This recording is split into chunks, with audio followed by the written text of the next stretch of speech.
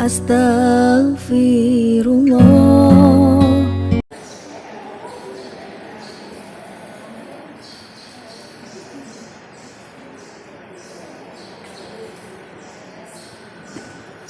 Yes. Kita mulai.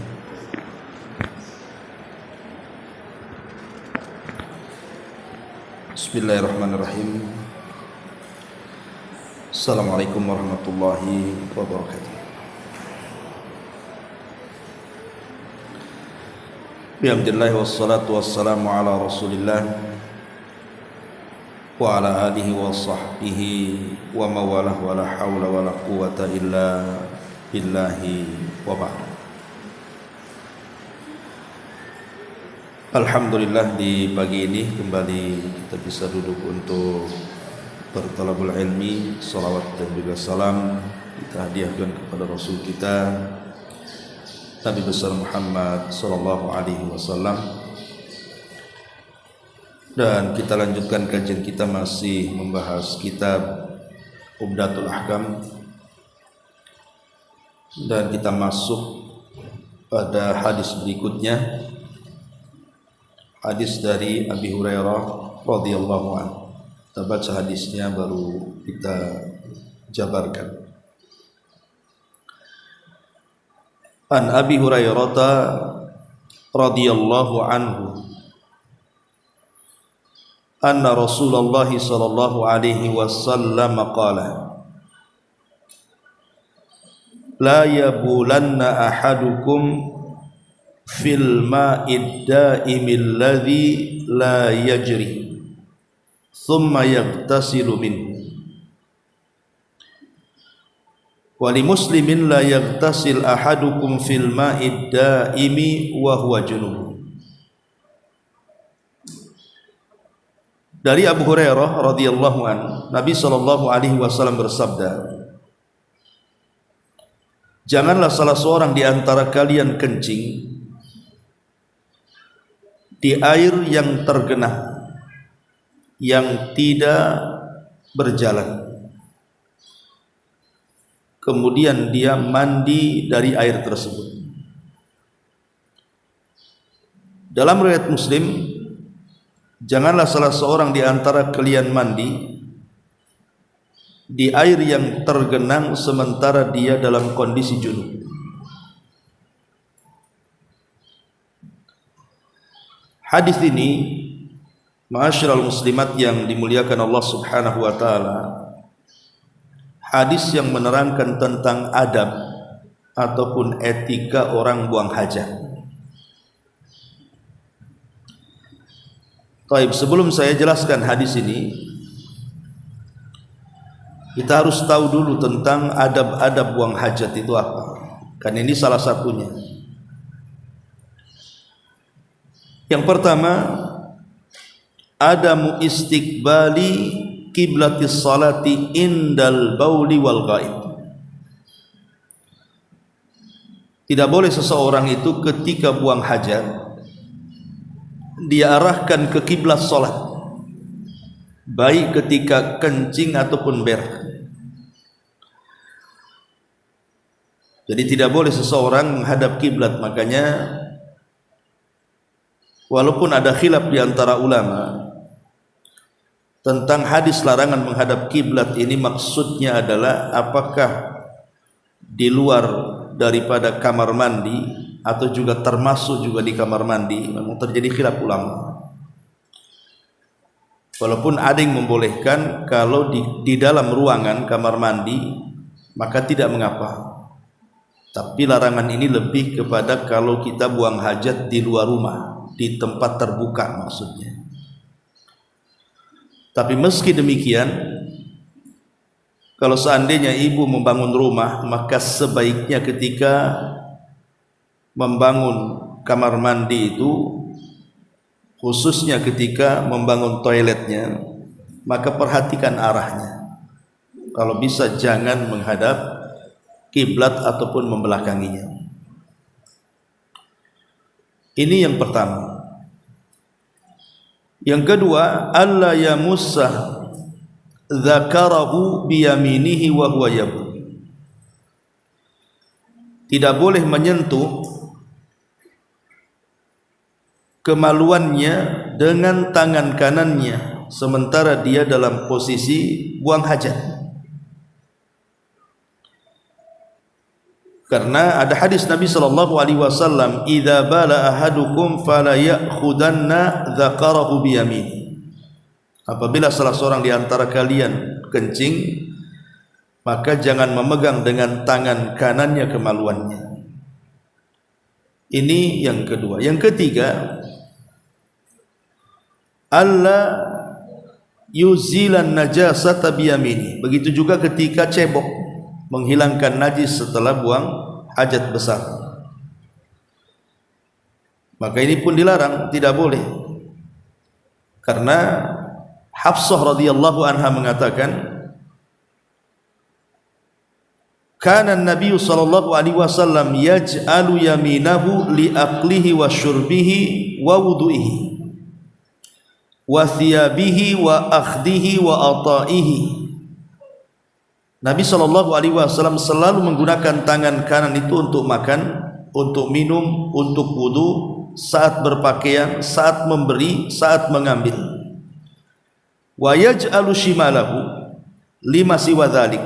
Baru kemudian menggunakan tangan selain yang kanan, maksudnya kiri, untuk selain itu, termasuk juga untuk buang hajat, membersihkan najis saat selesai buang hajat. Jadi tangan kanan itu hanya memegang keran ataupun semacam cidukan gitu ya. Tapi yang membersihkan itu tangan kirinya. Ini yang ketiga. Yang keempat,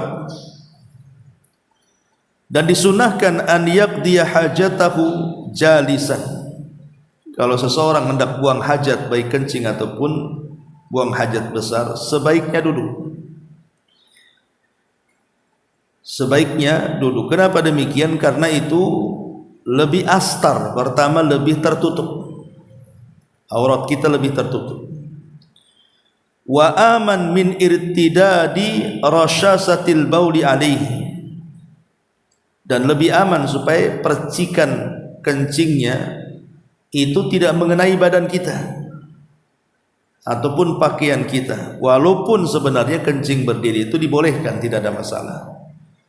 Karena walaupun ada hadis Nabi sallallahu alaihi wasallam yang mengatakan, kata Aisyah radhiyallahu anha, apabila ada orang yang mengatakan Rasul pernah kencing berdiri, maka jangan dibenarkan. Man qala anna an-nabiy sallallahu alaihi wasallam bala qa'iman fala tusaddiqu. Kata Aisyah, barang siapa yang berbicara bahwa Rasul pernah kencing berdiri, jangan dibenarkan. Tapi di sisi lain ada sahabat namanya Hudzaifah ibn Yaman, itu pernah melihat Rasul kencing menghadap tong sampah. Sehingga para ulama, karena dua-duanya kan sahih masalahnya, mana yang betul, ucapan Aisyah atau apa yang dilihat Hudzaifah, maka kemudian diambil tengah-tengahnya. Ya, Aisyah itu mengatakan seperti itu sepengetahuan dia, karena dia di rumahnya. Hudzaifah juga bicara seperti itu juga sesuai pengetahuan dia di luar rumah. Sehingga jam'u baina adillataini aula min tarki ahadihima. Para ulama hadis membuat kaedah menggabungkan dua riwayat itu lebih baik dibandingkan membuang salah satunya. Dengan cara apa? Kalau dengan cara kencing berdiri itu lebih bisa membersihkan dari najis, kencing berdiri. Tapi kalau dengan cara duduk itu lebih bisa membersihkan dari najis, maka sebaiknya duduk.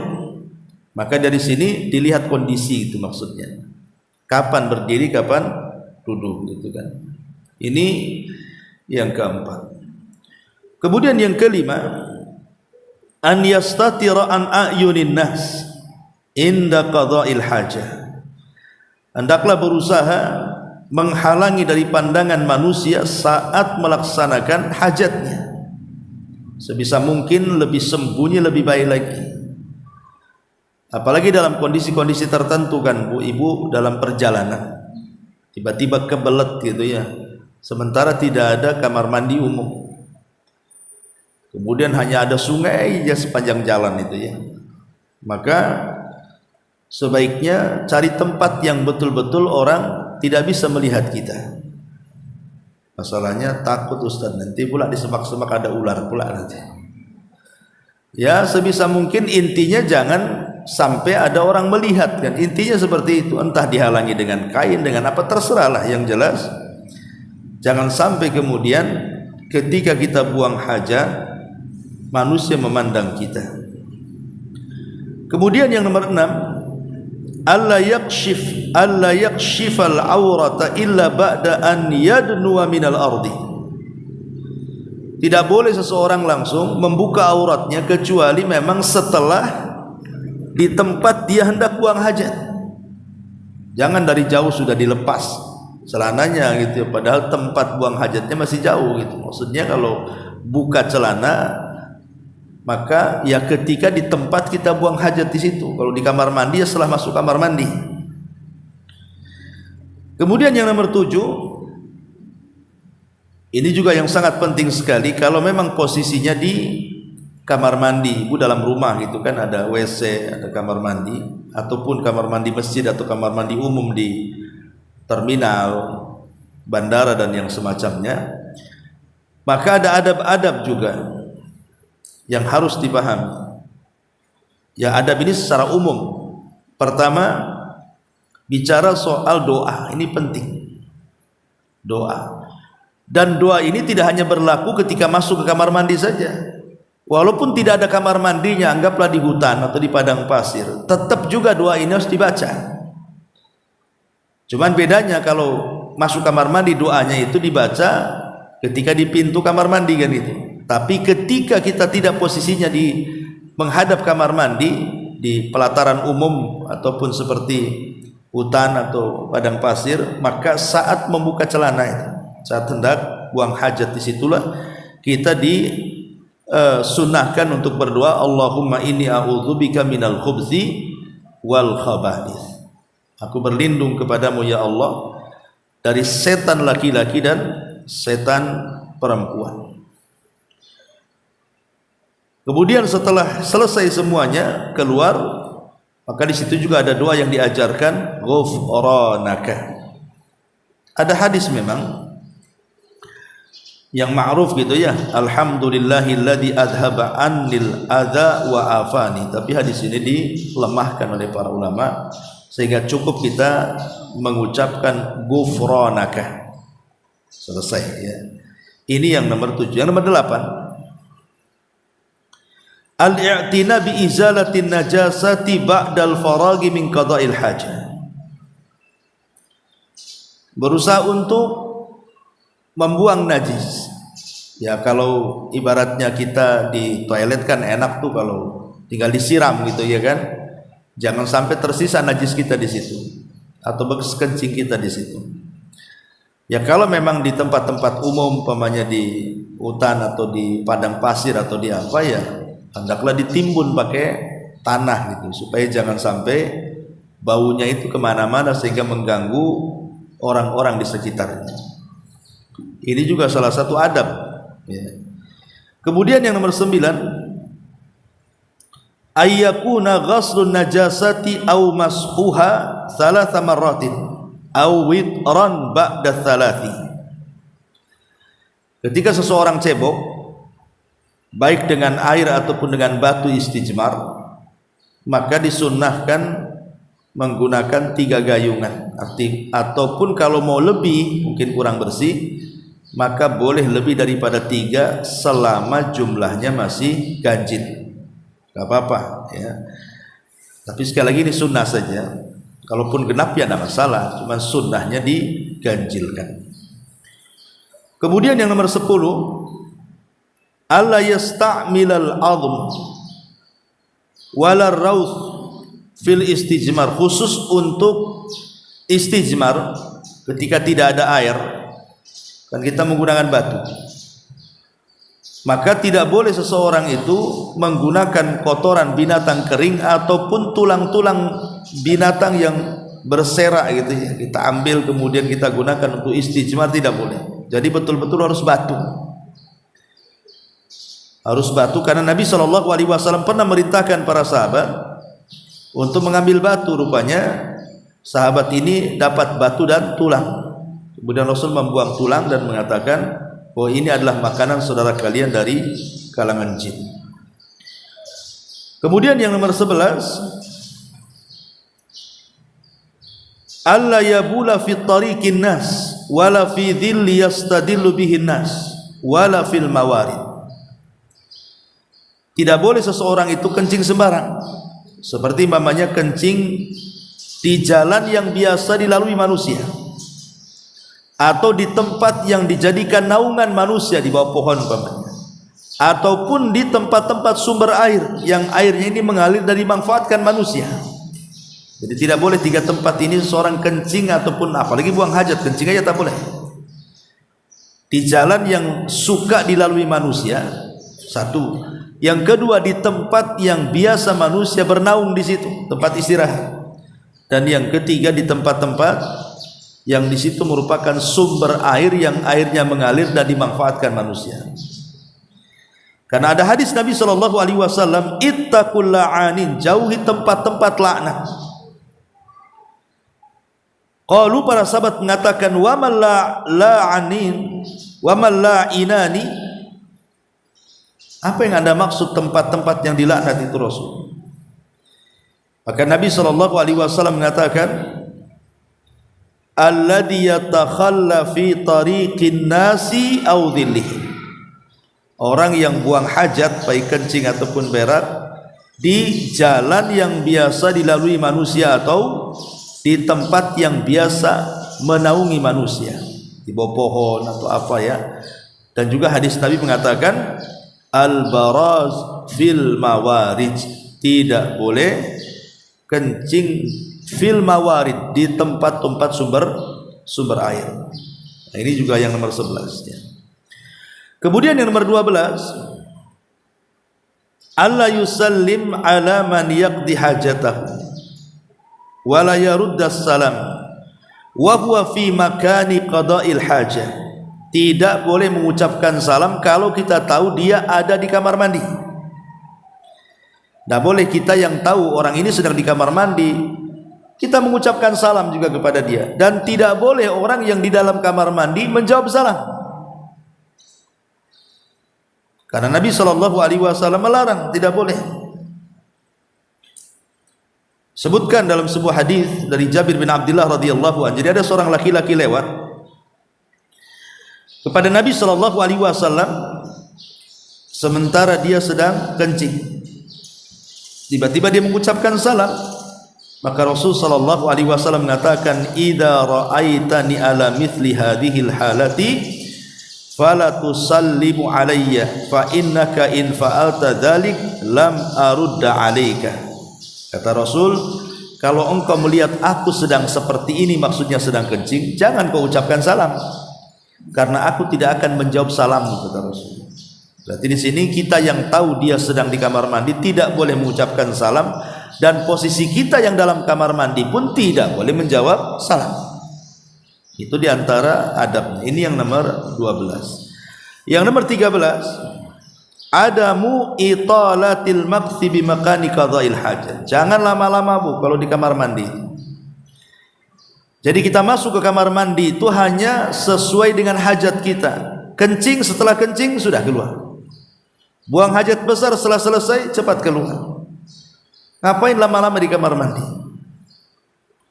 Ya kenapa demikian? Karena umumnya kamar mandi itu kan tempat najis.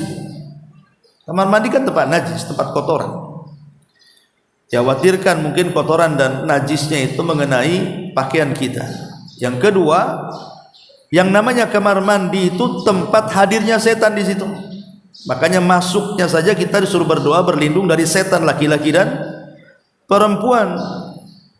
Kemudian juga yang ketiga, dengan melama-lamakan di kamar mandi itu sama saja melamakan membuka aurat kita di situ. Kalau ada orang yang bertanya, loh kan di kamar mandi kita sendirian di situ. Ya memang sendirian, tapi Allah kan melihat kita. Sehingga ada hadis dari Muawiyah ibn Haidah. Dia mengatakan Rasul, aurat kita ini kapan kita harus menjaganya?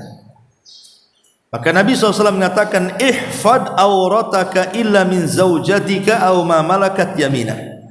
Jaga auratmu kecuali kepada istrimu dan juga hamba sahayamu. Kemudian orang ini mengatakan, Rasul, bagaimana di depan sesama laki-laki? Saya kan laki-laki, dia laki-laki.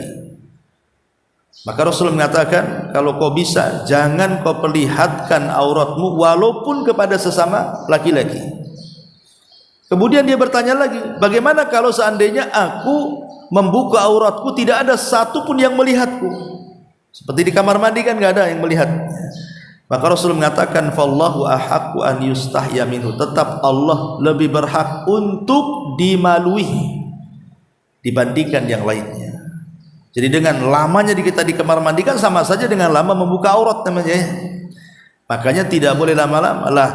Celakanya hari ini justru kadang-kadang toilet itu diindah-indahin, dicantik-cantikin, lebih indah dibandingkan ruang tamu. Coba dilebarin, dicantikin gitu ya, dikasih interior yang luar biasa. Kalau bisa duduk di situ sejam ya sejam lah kan itu. Apalagi sekarang zaman handphone, kencing aja pegang handphone, buang hajat pegang handphone kan itu. Jadi buang hajatnya selesai, filmnya belum selesai itu. Akhirnya diselesaikan di kamar mandi kan masalah. Ya. Jadi ini adab di kamar mandi itu adamu italatil maqsi bimakani qada'il hajah. Tidak boleh lama-lama di tempat yang di situ tempat buang hajat. Ini yang ke-13. Yang ke-14. Ya. Adamu idkhali ma fihi zikrullah. Tidak boleh memasukkan sesuatu yang dalam sesuatu itu ada zikir Allah. Seperti tulisan bismillah, tulisan asma Allah. Ya, pokoknya ada nama-nama Allah di situ, jangan dibawa masuk kamar mandi. Tidak boleh. Dan itu difatwakan oleh para ulama. Dhahaba jumhurul fuqaha'i ila karahiyati dukhulil khala bi syai'in fihi dzikrullah.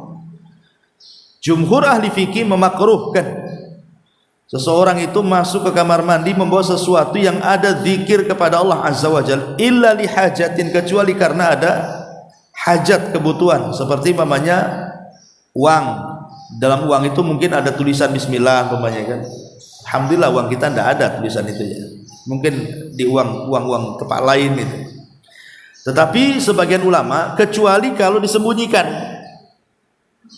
Disembunyikan artinya umpamanya kita bawa surat undangan. Dalam surat undangan itu ada bismillahirrahmanirrahim, assalamualaikum umpamanya kan. Nah, kita harus masuk kamar mandi pula. Ini di di tempat umum. Kalau kita letak takutnya hilang, maka kita boleh kita lipat, kita masukkan kantong, kemudian kita masuk. Maka dibolehkan, dan itu fatwa daripada Syekh Utsaimin, selama tidak ditampakkan boleh. Contoh umpamanya di handphone. Di handphone ini kan ada aplikasi Quran. Ya, selama tidak dibuka, kita buka aplikasi lain yang selain ada zikir kepada Allah, tidak ada masalah. Ya, tapi kalau ada zikir kepada Allah atau ada suara-suara seperti suara Quran, suara zikir, suara-suara yang kemudian di situ ada zikrullah, ada zikir kepada Allah Azza wa Jal, maka tidak boleh. Makruh hukumnya, tidak boleh membawa sesuatu yang ada zikirnya kepada Allah Subhanahu wa Ta'ala.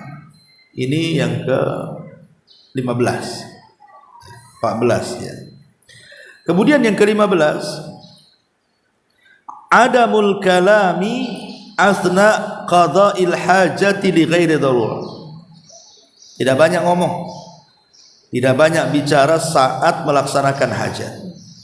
Bahkan Imam Nawawi dalam kitabnya Al-Majmu' dengan tegas mengatakan, kata Imam Nawawi rahimahullah ta'ala, karahiyatul kalami ala qada'il hajati muttafaqun alaihi. Makruhnya bicara saat buang hajat itu disepakati dalam mazhab Syafi'i. Dalam mazhab Syafi'i disepakati tidak boleh makruh, kecuali karena ada hajat. Karena ada hajat, umpamanya kerannya gak nyala, ya kan? Sementara cetekannya di luar. Ya, terpaksa kita ngomong sama orang yang di luar, tolonglah itu nyalakan, saya tidak bisa cebok mamanya kan, terpaksalah bicara kan, atau karena sebuah hajat, ya ibu lagi enak-enak buang hajat di situ, tahu-tahu datang kecoa, ibu pula takut sama kecoa, salah kemudian ibu jerit-jerit di situ kan, minta tolong, ya minta tolong kepada yang ada mahramnya di situ, yang boleh melihat aurat seperti sama suami. Kalau dia masuk kamar mandi kan gak ada masalah kalau sama suami, tapi kalau yang lainnya jangan kan itu. Ini juga diantara adabnya yang ke-15. Yang ke-16, adamu istiqbalir bil bauli. Jadi kalau ibu ini buang hajat di tempat umum, tempat bukan dalam rumah, bukan dalam kamar mandi kan, maka hindari arah angin. Jangan kencing ke arah angin. Nah, itu berbalik nanti ke badan kita nantinya kan, najisnya itu. Maka perhatikan arah angin itu kemana, jangan sampai menghadap arah angin. Termasuk juga yang ke-17, adamul bauli fi syakki wal hujri wa nahwi dzalik. Tidak boleh kencing menghadap lubang-lubang, ya, menghadap lubang-lubang yang ada di luar rumah, umpamanya di kebun, di hutan, di padang pasir ada lubang gitu ya. Kita arahkan pula kencing itu di lubang itu. Kenapa demikian? Ada dua kemungkinan. Pertama, lubang itu adalah tempat bersarangnya hewan-hewan yang membahayakan, ular, kalajengking dan yang semacamnya. Ataupun lubang-lubang itu dijadikan tempat bersarangnya syaitan, jin. Sehingga ketika kita kencing di situ, yang marahlah jin dikencingi, ibu aja dikencingi marah, jin juga sama lah marah. Hewan juga sama, dia bisa membahayakan kita kan, itu bisa melawan tuh. Apalagi ular kan itu. Jadi itu juga salah satu adab, tidak boleh kencing diarahkan ke lubang-lubang dan yang semacamnya. Ini yang ke-17. Kemudian yang ke-18, kalau memang sifatnya di kamar mandi, maka taqdimul qadamil yusra, masuk saja kamar mandi kaki kiri yang melangkah, baru keluarnya kaki kanan yang melangkah. Kemudian yang ke-18, di antara adabnya juga adalah seseorang itu al-i'tina bi izalatin najasati ba'da faraghi minal qada'il hajah. Punya perhatian ya terhadap badan dia, takutnya ada kencing yang keciprat, ada berak yang menempel di badan, ada berak yang menempel di pakaian. Pokoknya sebelum keluar dari kamar mandi pastikan bahwa kita tidak membawa najis ya.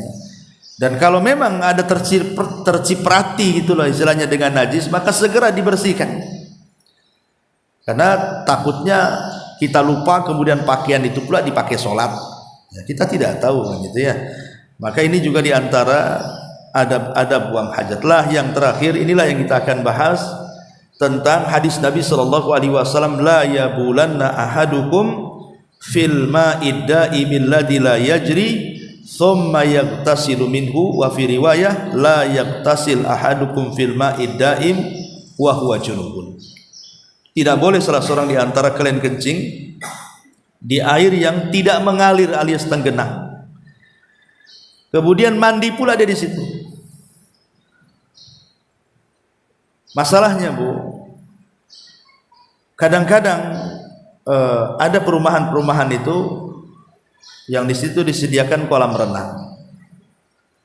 Ya namanya kolam renang ya memang kan, kalau kolam renangnya bagus, umpamanya ada air yang mengalir, ada yang masuk, ada yang keluar kan bagus. Tapi kan rata-rata kolam renang itu walaupun ada yang keluar, itu juga yang masuk, diputar-putar aja airnya di situ kan Bu.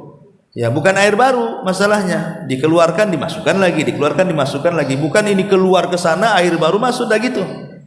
Kalau ini keluar ini masuk, itu bukan tenggenang artinya. Air itu berjalan gitu ya. Air tenggenang itu air itu saja. Dia nggak ada air baru, itu namanya air tenggenang tuh. Walaupun nampak muter tapi itu juga airnya. Lah masalahnya adalah ketika mamanya kita ini berenang di kolam renang, tiba-tiba ada yang kencing di situ, atau kita pula ingin kencing di situ. Tapi sekarang kan ada obatnya itu, kalau kencing di situ nampak tuh sekarang ya. Anggaplah tidak nampak lah, ibu kebelet kencing gitu kan, adalah kencing di celana, akhirnya di situ. Lah apakah berlaku kepada kolam renang hadis ini? Ataukah tidak berlaku? Karena sebagian mazhab Syafi'i mengatakan bahwa larangan tidak boleh kencing di air tenggenang kemudian mandi di situ. Ini maksudnya kepada air yang debit airnya itu kurang dari 2 kulah. Kalau di atas 2 kulah tidak ada masalah. Ya, karena kalaupun kencing kita di situ tidak akan merubah warna, rasa dan bau. Seperti kolam renang, kita kencing di situ yang tidak pengaruh karena banyak airnya, sehingga nggak pengaruh. Kecuali kencingnya ibu sebanyak air di kolam itu kan nggak mungkin juga kan itu ya. Artinya kalau kita kencing walaupun 2-3 orang di kolam itu tidak ada masalah, tidak ada berubah warna, rasa atau baunya. Lah ketika tidak berubah warna, rasa dan baunya, artinya kan tidak ada masalah dengan air itu. Dalam mazhab Syafi'i mengatakan bahwa larangan hadis ini artinya air yang kurang dari 2 kula. Adapun air yang lebih dari 2 kula maka tidak ada masalah. Ya, ini satu pendapat. Tapi pendapat yang lain mengatakan tidak. Hadis ini kan tidak ada cerita kulah atau 2 kulah atau 3 kulah atau 4 kulah, tidak ada. Rasul umum hadis ini mengatakan tidak boleh kencing di air yang tenggenang, tanpa menyebutkan 2 kulah, 3 kulah, 4 kulah, tidak. Seberapapun air itu dalam kolam, kalau kita kencing dalam kolam itu tetap masuk dalam larangan di sini.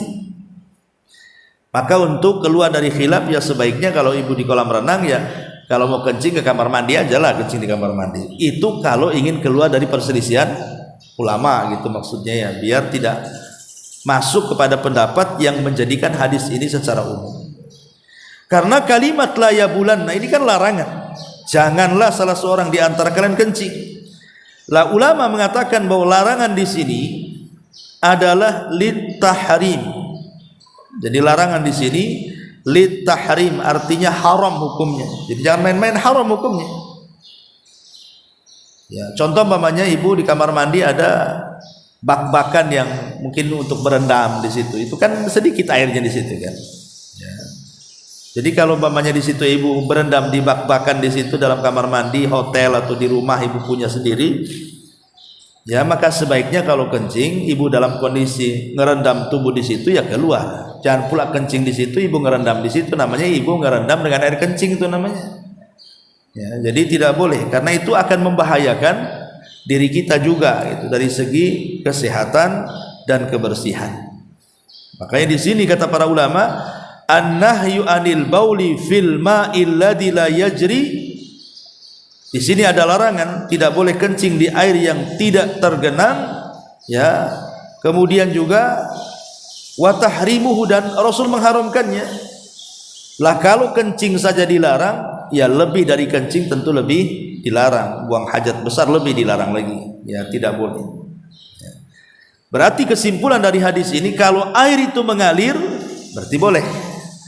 Kalau air itu tidak mengalir berarti tidak boleh. Karena sekali lagi dikhawatirkan kemudian kita kencing di air yang tidak tergenang itu, akhirnya kita mandi di situ, pula kencing kita menempel di badan kita. Ya, wallahu alam. Tetapi kalau seandainya airnya banyak sekali, saya kira tidak ada masalah. Ya, kalau di kolam renang, apalagi di sungai, apalagi di laut, ya kan, ya itu tidak ada larangan. Ibu kencing mau 1 batam di laut pun nggak akan merubah air lautan. Tidak ada masalah kan itu ya. Nah, ini juga diantara adab-adab yang disebutkan oleh para ulama. Wallahu a'lam. Ya Bu, sampai di sini cukup hadis satu ini saja. Baik, sebelum saya tutup, silakan ada yang bertanya.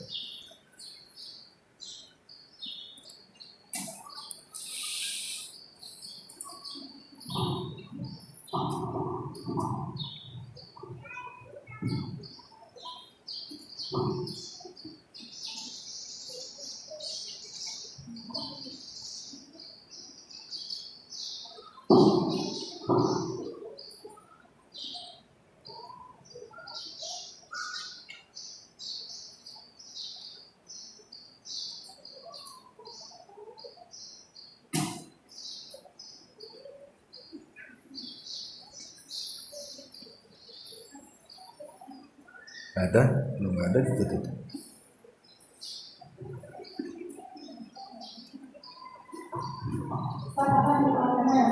Iya. Mengenai sholat, kalau misalnya posisi sakit tidak mampu berdiri, itu untuk posisi duduknya bebas atau kita bisa itu satunya itu mengenai jamaknya apa? Misalnya mau sholat ketika maghrib misalnya, sementara perjalanan itu akan sampai besok pagi setengah 8.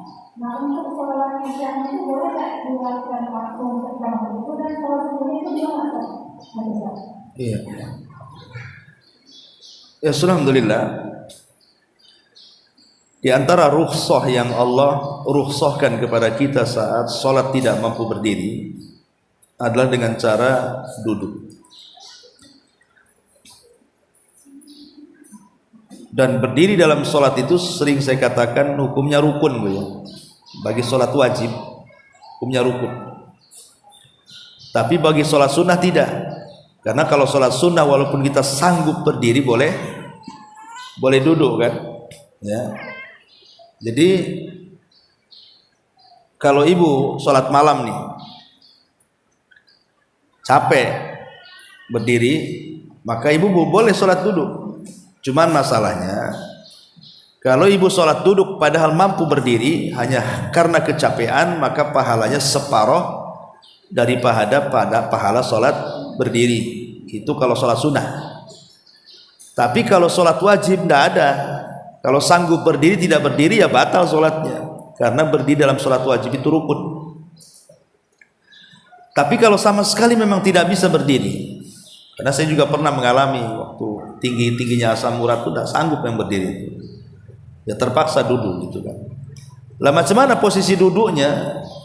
Ya posisi duduk itu tidak ada kriteria tertentu, boleh duduk di lantai dengan cara murabba. Murabba itu duduk sila, ya, ataupun dengan cara duduk di kursi, cukup mengisyaratkan.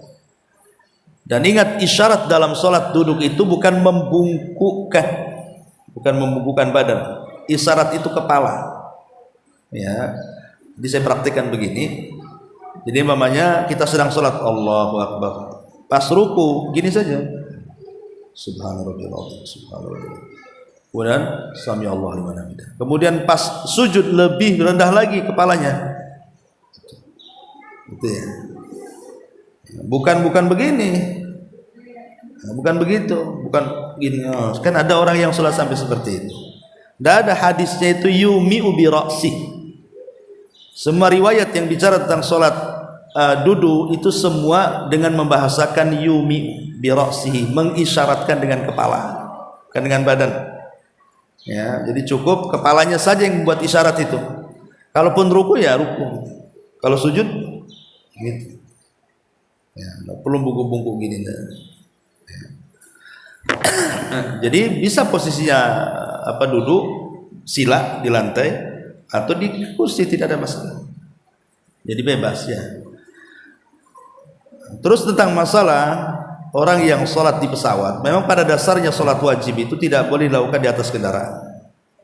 Rasul tidak pernah melakukan sholat wajib di atas kendaraan, dan Rasul hanya melaksanakan sholat sunnah saja di kendaraan. Jadi kalau sholat sunnah Rasul pernah sholat di kendaraan, sebagaimana para sahabat juga mereka sholat di atas kendaraan mereka. Tapi kalau sholat wajib Rasul tidak pernah sholat di kendaraan, sehingga ada larangan tidak boleh sholat wajib di kendaraan. Cuman masalahnya kendaraan di zaman Rasul kan memungkinkan turun, karena kendaraannya kalau nggak unta keledai kuda kan itu ya, bisa lah turun gitu. Nah, kalau sekarang naik pesawat turunnya semana tuh? Ya, terjun payung atau gimana kan? Sehingga kan di sini ada hukum darurah namanya. Kata Syekh Utsaimin rahimahullah taala, walaupun pada dasarnya sholat wajib di kendaraan itu tidak boleh, tetapi kalau dalam kondisi darurat seperti dalam bus, dalam kereta, kalau kita turun ketinggalan, dalam pesawat kalau kita turun jatuh mati pula, maka itu masuk pada hukum darurah. Ad-daruratu tubihul mahdurat. Namanya sesuatu yang darurat itu membolehkan yang dilarang. Ya. Maka boleh sholat di kendaraan kalau tadi umpamanya nih saya naik pesawat dari sini jam 9 ataupun mungkin jadwal pesawatnya hanya ada di jam 11. Sementara sampai ke tujuan itu maghrib, otomatis akan lewat 3 sholat di situ, duhur, asar, maghrib. Ya. Maka sebaiknya lakukan sholat di pesawat duhur dan asarnya, maghribnya lakukan di luar pesawat, karena kan selesainya maghrib, artinya memungkinkan di bandara maghrib sholat. Tapi kalau seandainya memungkinkan di jama, setelah turun bisa di jama, pemanya ini kan sampai sana jam 4, ke maghrib masih ada 2 jam, berarti saya bisa menjama takhirkan duhur ditarik ke asar. Maka jangan sholat di pesawat, sholat ketika sampai kemudian langsung menjama takhir. Ya. Jadi bolehnya sholat di pesawat itu kalau memang tidak bisa dijama dan tidak memungkinkan sholat karena akan keluar waktunya kalau sampai, nah, baru boleh sholat pesawat. Tapi kalau tidak, maka tidak boleh. Sebaiknya sholat itu di luar pesawat, maksudnya di tanah yang kita injak. Ya. Wallahu a'lam.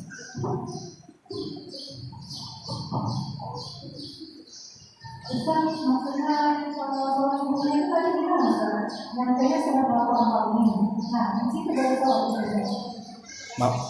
Bukan, ibu kan pertanyaannya tadi naik pesawatnya jam berapa? Ini kendaraannya bis malam. Oke, bis malam jam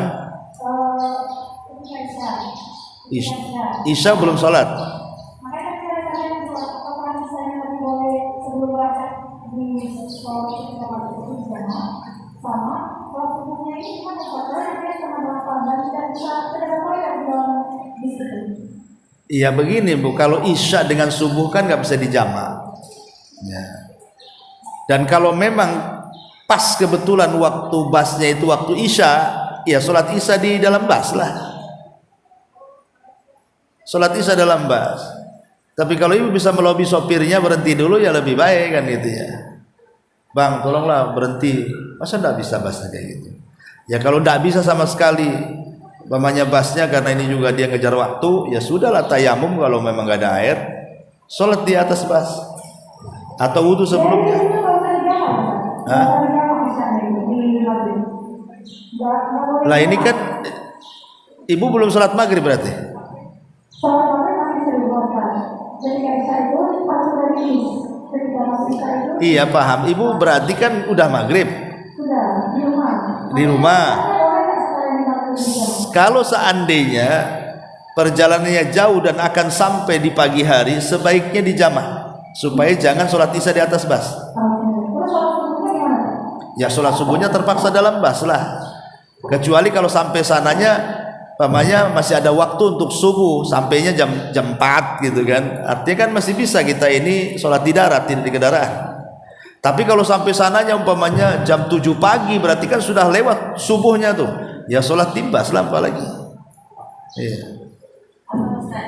Intinya menjamak sholat itu walaupun kita seperti tadi kan maghrib kita masih belum keadaan safar, jadi kita bisa menjamak sholat berikutnya walaupun kita belum safar. Boleh, karena jamak itu tidak ada kaitan dengan safar. Yang ada kaitan dengan safar itu qasar. Jamak itu walaupun tidak safar boleh. Ya, pamannya ibu nih jadi pengantin, ya kan, nanti nih kalau sholat wudhu habislah bedah nih, ya udahlah dijama saja, nggak apa-apa. Sekali-kali boleh, jama tanpa alasan itu dibolehkan, walaupun tanpa ada alasan. Sekali-kali menjama boleh, tanpa sebab loh. Sekali-kali saya mau jama lah dengan asar, boleh, tidak ada masalah. Ya, tapi tidak boleh diseringkan, sekali-kali boleh. Apalagi kalau ada sebab seperti hujan deras, sakit, sibuk, ada keperluan dan begitu seterusnya, maka lebih dibolehkan lagi. Apalagi sebabnya darurat seperti polisi sedang mengatur lalu lintas, kalau ditinggal tabrakan, nah itu kan jelas lebih bahaya lagi kalau tidak dijama kan. Nah, jadi walaupun tanpa sebab boleh, karena jama itu lain dengan qasar. Kalau qasar itu bicara safar. Tapi kalau jama itu bicara kesibukan, baik Anda safar ataupun tidak, boleh syariat jama. Wallahu a'lam. Assalamualaikum Ustaz. Wassalam. Ustaz, anak dapat apa namanya dari kajian itu kan sholat sunnah kalau itu juga bisa ditunda ya Ustaz dalam keadaan darurat dan misalnya kita biasa istiqomah. Terus seperti kita terlambat sholat subuh, kita bisa juga mengerjakan sholat subuh dulu, nanti sholat fajarnya setelah sholat subuh ya Ustaz. Terus kalau sholat cara mengerjakannya dulu gimana Ustaz? Jika ini waktu kita kejar, saya dulu itu sudah habis, tapi kita harus mengerjakan sholat wajibnya. Yang pada saat di awal itu kita kerjakannya apa Ustaz? Cara mengerjakannya gimana? Maksudnya orang biasa mengerjakan qobliyah, rawatib, ba'diyah dan qobliyah gitu ya.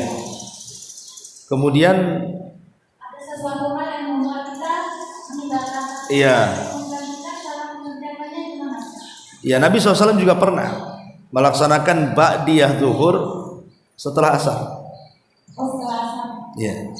Rasul pernah, karena ada kesibukan setelah duhur itu, entah masalah apa gitu kan, dijelaskan dalam hadis itu. Tapi Rasul disibukkan dengan sesuatu sampai masuk waktu asar.